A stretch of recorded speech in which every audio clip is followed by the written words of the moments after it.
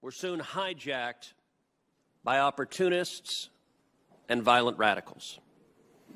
By early June, rioters had injured more than 700 law enforcement officers across the country and had murdered David Dorn, a retired officer who served St. Louis with honor for many years.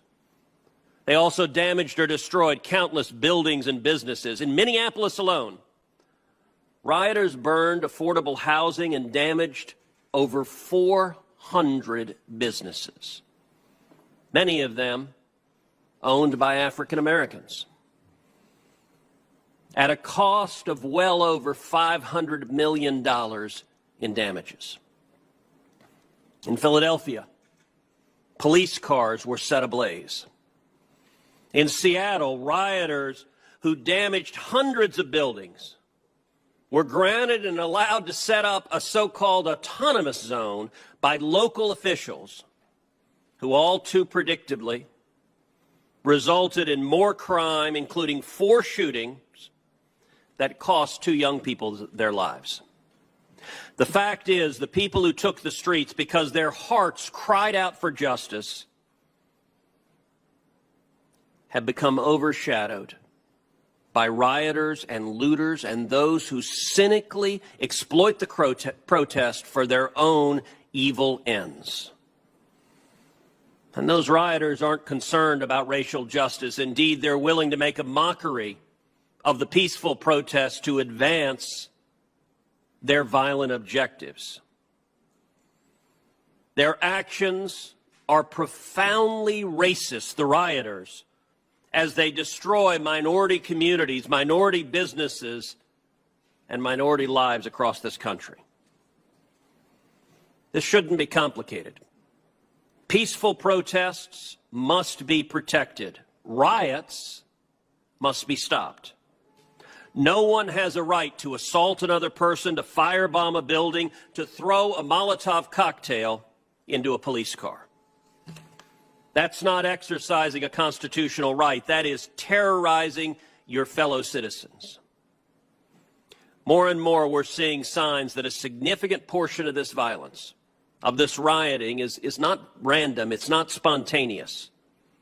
Rather, it is coordinated and inspired by leftist, anarchist groups like Antifa, that will, without shame, exploit a national tragedy to attack American buildings, American homes, and American lives.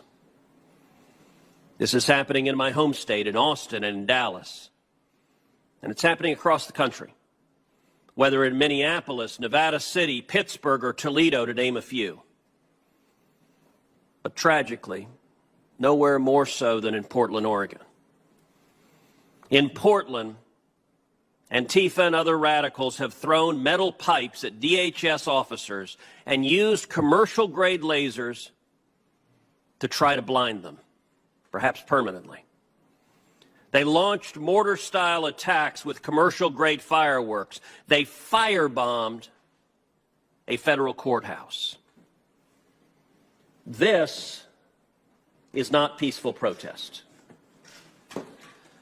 This violence speaks for itself. But for good measure, in graffiti on the county courthouse, they wrote, "Until the police and ICE are abolished, we will burn this city down piece by piece." They are telling us what their demands are: to shut down and abolish the police. This violence should be universally condemned. All 100 senators ought to come together and say, don't murder your fellow citizens, don't attack police officers, protect each other's rights.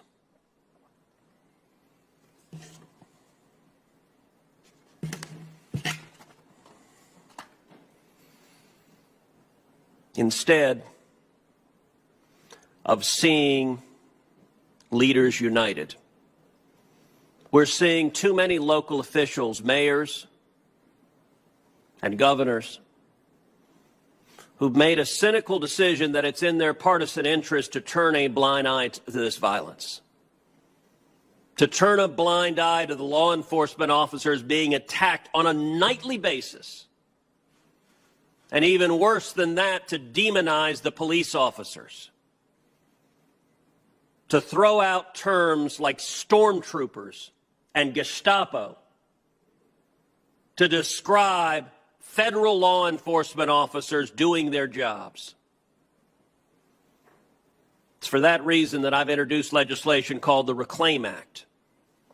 The Reclaim Act provides that if you as an American, if you are injured, if your property is damaged, if your home is burned to the ground, if your business is looted and destroyed during a riot, as a result of a decision of political leaders to deny you police protection, that you have a federal cause of action to sue the municipality or the city that has denied you police protection and has willfully looked the other way while your life was endangered, while your home or business was burned to the ground.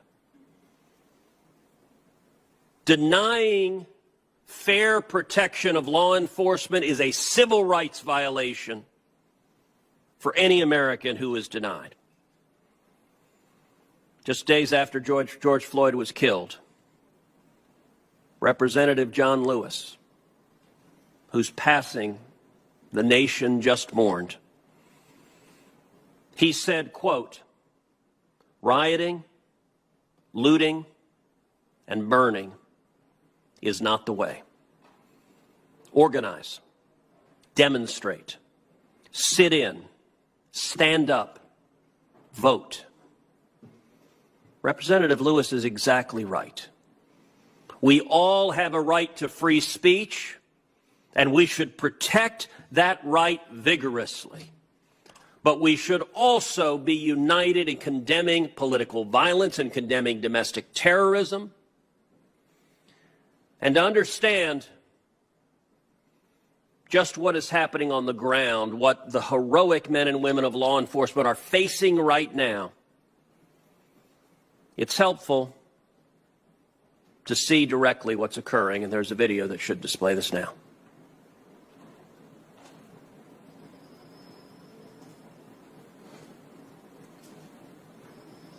And please, show me where it says that protests are supposed to be polite and peaceful.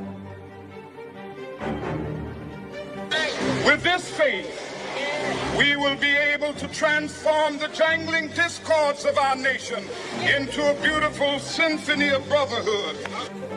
To stand up for freedom together, so let freedom reign.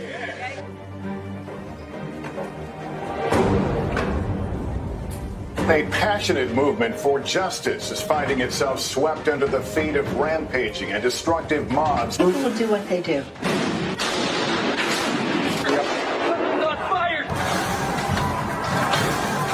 A myth that's being spread only in Washington, D.C. 77-year-old David Dorn was shot to death as a pawn shop he was protecting was being looted. Federal Protective Service officer Dave Underwood was killed. Authorities say it was a targeted attack on law enforcement.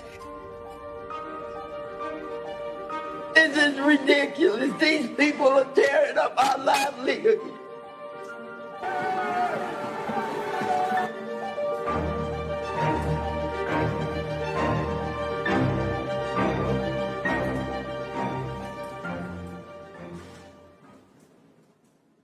We will make America great again.